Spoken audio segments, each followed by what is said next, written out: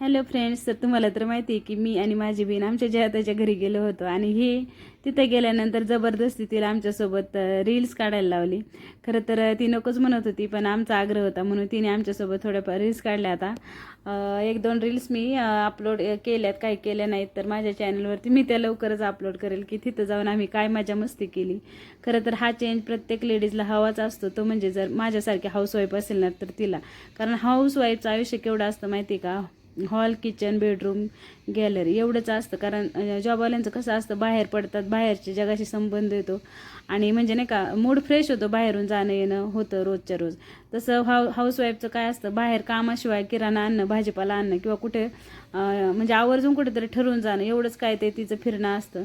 तर हा चेंज मला खूप गरजेचा होता बरं का. कारण तुम्हाला माहिती आहे आमच्या आत्यांचं ऑपरेशन झाल्यानंतर आता 2 महिने त्या इथंच असणार, त्याच्यामुळं मग मला कुठे जातच येणार नव्हतं.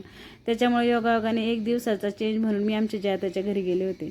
तर इथं चांदबीबीचा महाल पाहायला गेलो. बाकीचं तिच्या घरी आम्ही काय काय मज्जा केली, मज्जा मस्ती एन्जॉय, तिचं घर कसं आहे हा सगळा मोठा व्हिडिओमध्ये मी तुमच्याशी शेअर केले. त्याची लिंक आहे ना डिस्क्रिप्शनमध्ये दिलेली आहे.